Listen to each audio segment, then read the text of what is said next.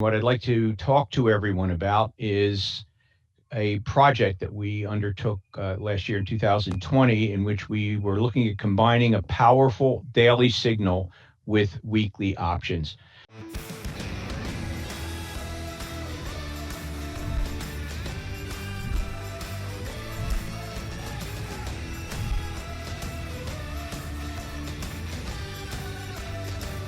I want to welcome everyone, and I'd like to sort of tell you what I was up to during the pandemic.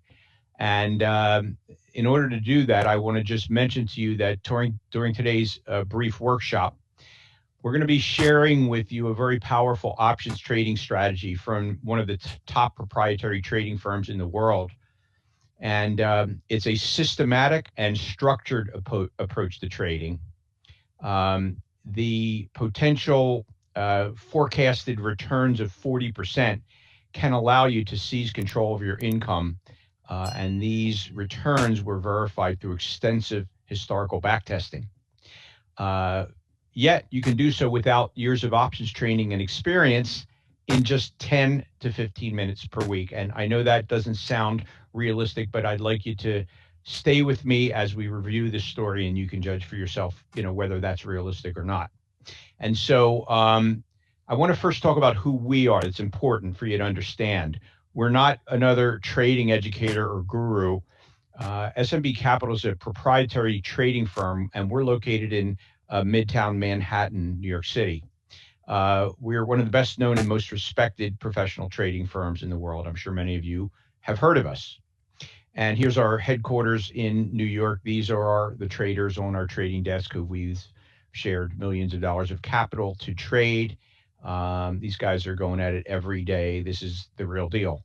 And so we are home to 50 plus professional traders. And the funny thing is, education, such as we're doing today, is not really our main business. Our main business is generating hundreds of millions of dollars of trading profits. And we have elite 7- and 8-figure traders trading for us right now. These guys look like normal guys, but believe me, there are some absolutely brilliant traders among them. And trading is really our lifeblood. So education is not really our main business, but we have chosen to share with the world a lot of the techniques that we are using successfully on our trading desk. And so we have appeared in the media, extensively over the years on CNBC, CNN Money, BBC, Financial Times, Fox Business, Bloomberg, and we were featured in Wall Street Warriors. Those of you who watched that series, it was a really terrific series, and we had a number of segments in that series as well. And so I'm Seth Freudberg. I'm the head options trader of our trading desk. And I first learned to trade options after 20 years, believe it or not, as the CEO of an insurance company. Guys on our trading desk have been in their 40s, 50s, even 60s, and they can trade remotely from all over the world, in the United States, Europe, Asia, even Australia. And so we are a trading desk, but most of the traders on our desk trade remotely. And that's advantageous to all of us who would like to remain, where we live, but be able to trade for a proprietary trading firm that shares capital. So I want to jump in now to explain to you the strategy that I'm sharing with you today. And in order to do that, I need to just give you a quick education for those of you who are not familiar with options. So a lot of you have probably heard of equity options, and they settle in shares. What do I mean by that? Well, if you buy an equity call option, buying that option gives you the right to buy 100 shares of a stock at the strike price of that option. If you buy an equity put option, it gives you the right to sell 100 shares of stock you own at the strike price of that put option. Well, index options are different. They're settled in cash. They're like an index insurance policy, if you want to think of it that way. An index call option pays off in cash $100 for every point above the strike price of that call option. And an index put option pays off $100 for every point below the strike price of that put option. So let's give you an example just to make sure you understand, and then we'll jump into the strategy. So let's say you have an index that closes at 4,032 on the day that option expires. Well, that 4,000 call will pay 4,032 minus 4,000, so that's 32 times $100 a point for $3,200. Because the index closed 32 points above the strike price of the call, you got $3,200 out of that call. Your broker will pop $3,200 into your account at the end of the day. And the call will expire. However, the 4,075 call, if you owned the 4,075 call, well, that would expire worthless because the market would have to close above 4,075 for that call to have option value on expiration, but it does not because it's 4,075 and the market opened at 432, closed at 432, and therefore the call seller, the one who sold you that call, actually pockets the premium and you end up with nothing. Now, puts are basically the exact opposite. If you, let's say this index closed at 4,032 on the day this put expired, well, if you owned the 475, you take 4,075, you subtract 4,032, the closing price from it, and you get 43. You multiply that by 100, and you would get a payoff of $4,300. Why? Because the index closed 43 points below the put strike price, and that's the only case where a put pays off. But for example, if you owned the 4,000 put, you wouldn't get anything. That would expire worthless, and the one who sold you that put would pocket the premium. And that's because the market closed 30.2 points above the put. So that's how index options work, and a lot of you may know that, and perhaps some of you didn't, and I just wanted to make sure we covered that before we went on. So let's talk about index options on the S&P 500. The trading symbol for that is SPX. And so these are SPX index options. And in the old days, you got one chance a month to have an expiration of an SPX index option. Okay, one chance a month. It was usually it stopped trading on the third Thursday of the month. Today, there are 3 expirations a week. So in the old days, it was 1 a month, so 12. These days, there's over 150 of those a year versus 12 because they're now expiring. The options market has opened up Monday, Wednesday, and Friday options. So now the plot thickens because we're going to be talking about a strategy on index options called a put credit spread. And so what is a put credit spread? A put credit spread is comprised of a short put below the index's price, plus a long put farther below the index's price. And when you do so, you get a credit. You actually get cash into your account. And the way that cash is calculated is you get $100 times the price of the short put minus $100 times the price of the long put. So let's look at a math example so you understand. So let's say the SPX index opens up at 38.69. Okay, let's say it opens up at 38.69. And let's say you decide to sell this put credit spread. You sell the 38.60 put, which is right here, and you'll see that price $9.51. So you'll sell one of those, but you'll go down here and buy the 38.40, 20 points below that 38.60, and you'll spend $4.71 on that one. Well, if you do the math, you end up with a net credit of $480. So the market opened up at 38.69. You sold the 38.60, 38.40 put credit spread. And let's take a look at the math just to go through it one more time. The cash you receive for selling the 38.60 put is $9.51, but you multiply that, remember, by 100, so you get $951 for that one. And then the 38.40 put, you had to pay $4.71 for it, which resulted in multiplying it by 100, $471, and that therefore the net of those two gives you $480, which gets deposited into your account as soon as you do that transaction. Now, so let's say, remember, the market opened at 38.69. We sold the 38.60, 38.40. Now, the market closes it up at 39.01.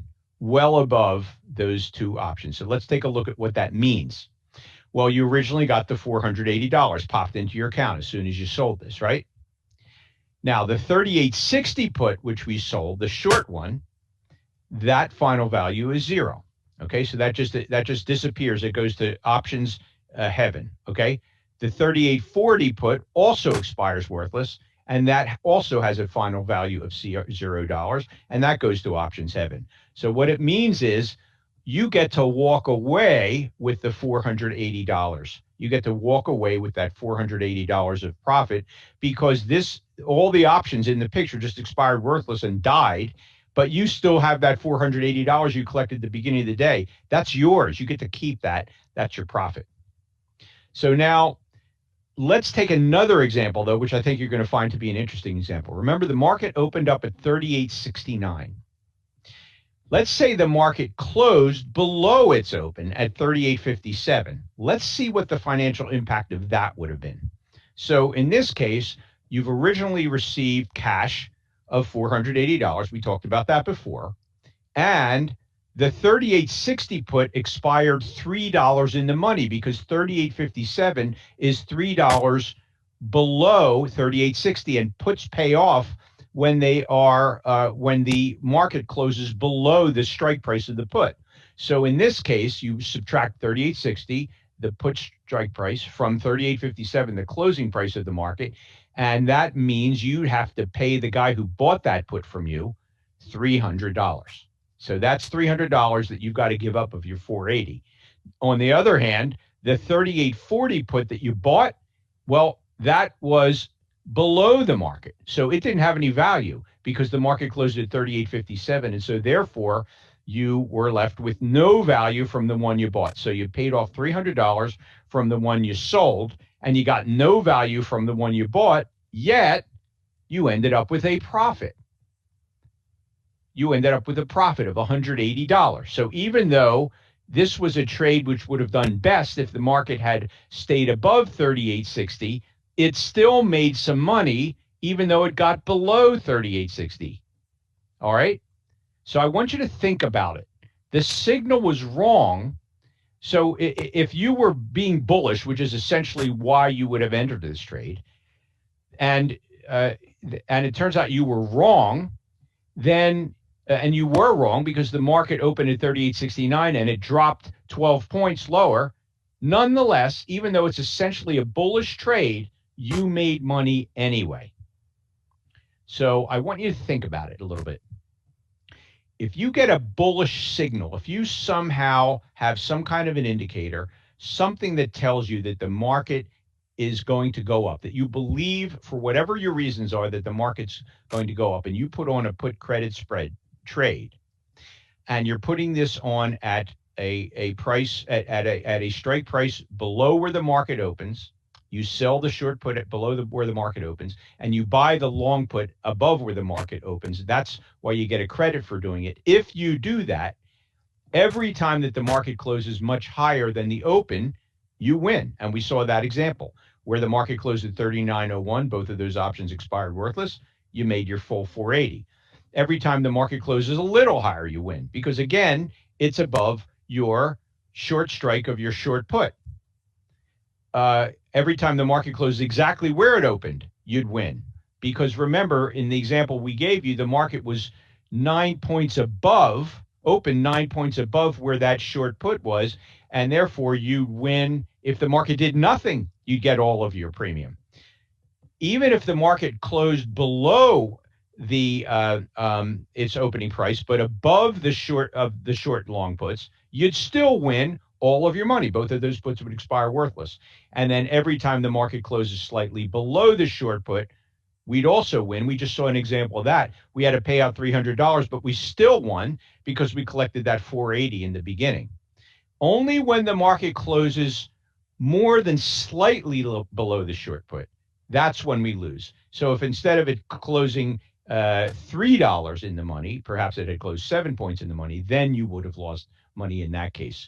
So in only one of the 6 possible cases, and I think you'd agree, all of these are the only possible cases that could have occurred. In the only 6 possible cases, the trade wins. But there's a huge but, and I'm sure you're already thinking it. And what is that huge but? And that huge but is, how do you know when to be bullish or bearish? We talked about it glibly. Hey, when you have a signal or an indicator that says you should be bullish, then this would be a great trade to put on, because you win even if the signal's not right. It can be even a little wrong and you'll make money, right? But you certainly would prefer that it be bullish, right? Then you absolutely will make all of that cash you receive. But how do you know when to be bullish or bearish? Because if you knew that, and then you combined it with this technique that wins in so many circumstances, even when the market doesn't quite cooperate with you, you still make all your money, okay?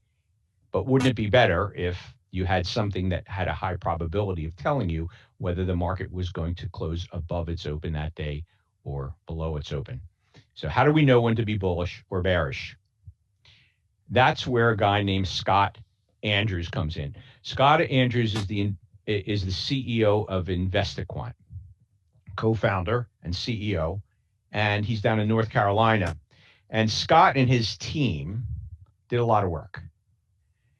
They created a signal which tells you which indicates that there is a high probability chance of the market doing a certain thing in the day, meaning being bullish or being bearish. It's called the IQ Adaptive Ensemble Signal. It's an algorithmic market trading signal based on multiple indicators. It combines multiple indicators, okay? And the signal is very simple the way it's expressed. The way it's developed and tested was extremely complex, but its output is very simple. It tells you either it's likely to be a bullish day, it's likely to be a bearish day, or it's just too close to call. That's it. So all their research combined into 3 possible outputs. And it took these guys 4 years to develop and fine-tune this strategy, and they spent $1.5 million doing it. They even went to Duke University Center for Quantitative Modeling to validate all of the techniques that they were using to test and perfect this powerful signal. So last March 2020, it was actually at the Money Show in New York that Scott Andrews and I met. And we decided, hey, you got a signal that tells us whether there's a high probability likelihood of the market rallying. And I've got a technique that will work great if you're right. And even if you're a little wrong, it'll work great. And even if the market goes nowhere, it'll work great. And why don't we see if we combine our options strategy, the put credit spread, with your signal, whether we got something here. And so we then engaged in an extremely intensive 10-month research project. And we tested all sorts of combinations of using Scott's signal with our put credit spread strategy. We looked at placing the options really close to where the market opened. We looked at placing the options very far from where the market opened. We looked at starting the trade exactly at the opening bell at 9:30. We looked at starting the trade at 15 minutes later. We looked at trading Monday, Tuesday, Wednesday, Thursday, and Friday, even though there's only the 3 expirations of Monday, Wednesday, and Friday. And we looked at only at trading Monday, Wednesday, and Friday. And we looked at a lot more than that, but I don't want to bore you with how we spent the pandemic in our little offices with our eye shades on, testing the various strategies. And the research result was pretty cool and pretty exciting. We took our best credit spread trading model and we utilized the best signal that SMB could find, the IQ Adaptive Ensemble signal developed by InvestiQuant. And we ended up with these results. If you took a $20,000 account and used our best credit spread strategy over the testing period, you would have made a 42.68% return. If you did the trade on with a $15,000 account, you would have made 56.91%. If you did it with a $10,000 account, you would have made 8.36%. So I guess you understand now why we're pretty excited about this thing. And so even more exciting, it had a win rate during the testing period of 86.4%. By the way, this puts out long and short signals. More of them are long than short because the market goes up most days, as you probably know statistically, but we have short signals as well. This predicts both directions of the market. Now, we launched the service on January 14th of this year. And what I mean by the service is, and I will explain to you in a minute exactly what our service comprises of to make our research available to you. So if you take a look at so far during our launch, the best strategy is up $2,200 since we launched this on January 14th. We've had 7 trades and 1 loss. And with the real trading that we've done, if you were to annualize those returns, you would be up 34.2% with a $20,000 account, 45.69% on a $15,000 account, and 68.53% on a $10,000 account. When it would require you to give the federal government at least $1,000 of your money for them to pay you back 1.65% of that. So what would that be? $16.50? That's the 10-year Treasury bill. That's 1.65% versus the kinds of returns that we have found through our live trading as well as our back testing, which was extensive and an extraordinary amount of effort. Our win rate, by the way, since we launched the product is 85.7%, so it's almost exactly the same win rate. Here's what's amazing about the history of the history that we researched. Take a look. 76.1% of the trades were full wins. That was that example where you made the full $480. 76% of the time, that's exactly what happened. And when you think about that analysis I gave you, I think you can understand why it would occur so many times, because only in one of the 6 chances would the market actually not give you a profit for that trade. In 10.3% of the chances, there was a partial win. That one that I showed you, that example I showed you, where you had to give back some of the $480, but you still were able to keep the $180. And so if you combine these together, you're looking at more than 87% of the cases you're going to win. You have a 10.9% chance of a partial loss, meaning you lose some of what's the maximum you can lose on a trade. That happens about 11% of the time, and about 3% of the time you have a full loss. So you can see why the returns are so dramatically terrific, as we indicated. And this was on 468 simulated trades since 2008. So we have made available as of January 14th, and we have reopened enrollment into the program, the weekly options income machine program, we call it. What we do is, as you figured, we took the adaptive IQ signal, we delivered to by text, email, and web platform on all eligible trading days, which are Monday, Wednesday, and Friday. From our research, we found it's best to trade only on those 3 days. At around 9:15, 9:20, you're going to get a text, email, and we make available on a web platform, which is actually the best way to get the information. Between 9:15 and 9:20, we give you a heads up and we say, all right, guys, get ready for a put credit spread trade today, because we are seeing bullish. There's a 50% chance that we will confirm a bullish trade at around 9:30. And then at 9:31 to 9:35, you will receive the confirmation. If there's a trade, we'll tell you the details of the trade. If a trade did not get confirmed that day, we will tell you there's not a trade today, but we will be communicating with you every one of those days.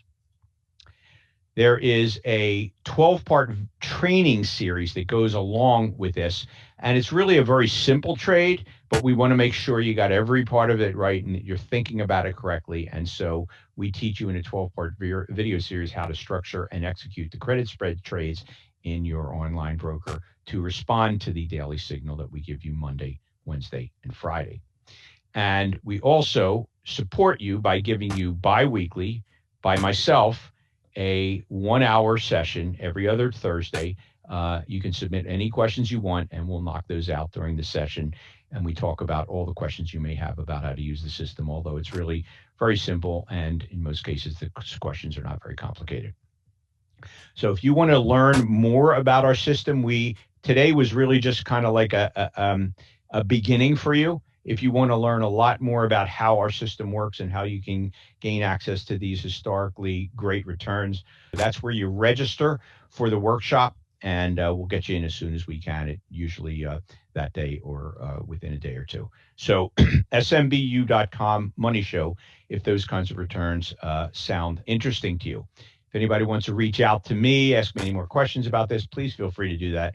I'm at Freudberg at smbcap.com, and we have a wonderful YouTube channel by the way which you should subscribe to, known as SMB Capital. So I noticed that we have about 4 minutes left, so let's take a look at any questions which may have come in. So John asks, how many days to expiration and what delta do you use for credit spreads? Everything, John, is 1 day till expiration. We're doing, there, as I just mentioned, they're Monday, Wednesday, Friday. These are Monday, Wednesday, and Friday expirations, and we are only trading on the day it expires, so it's 0 DTE. In the course, we don't base it on deltas. There's a particular technique that we use to develop where we place that put credit spread. That's where a lot of our research was, John. You will learn about that in the course. We'll give you a full disclosure of that. Okay. Any other questions, Stephen? Yeah, we have several here. So Kevin asks, what risk management are you using to make those returns, and what position size per trade in a $20,000 account? Okay, great question. Number one, these are not non-managed trades. What was the fellow's name? Kevin. Kevin. Okay, Kevin. Yeah, these trades do not involve adjustments. Sounds like you know a little bit about options trading. These are what they call a set it and forget it trades, meaning you put the trade on, and then at the end of the day, the options expire, and your broker will settle those options. So you don't have to do anything. There's no risk management at all on these trades. You put it on. We did all the risk management through our research, basically, Kevin. You put it on, and yes, you're going to have a mixture of winning and losing trades. We just told you sometimes you lose about 14, 15% of the time you're going to lose from our historically anyway. And so, but you'll have losing trades, but you'll have historically speaking, and through our live trading indicated that we do have many, many more winning trades than we do losing. And you would use a one lot. These are returns based on using a one lot for a $20,000 account, a one lot for a $15,000 account, or a one lot for a $10,000 account. Obviously, the more capital you want to put into the trade, the more cash you would make. But of course, the returns would remain constant because those are percentages. Those are not dollars. What else we got, Stephen? All right. Thank you. Why would the percentage be so different? Aren't you taking a trade for a fixed percent of the portfolio size? All we're doing here is we're saying if you have a 20,000, the dollar amounts are exactly the same. Okay. So just think of it this way. If you had a $10,000 account, this would indicate $6,853 of profit against the $10,000 account. This is also $6,853 of profit, and so is this. Okay, it's just they are on differing account sizes. Erwin says, thanks for a great presentation. Can you say something about the difference in strikes and whether it's possible to optimize the difference between strikes versus risk reward potential?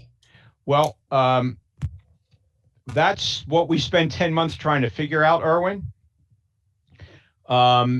We know there are certain strike separations between the long and the shorts, which are a lot less profitable than others.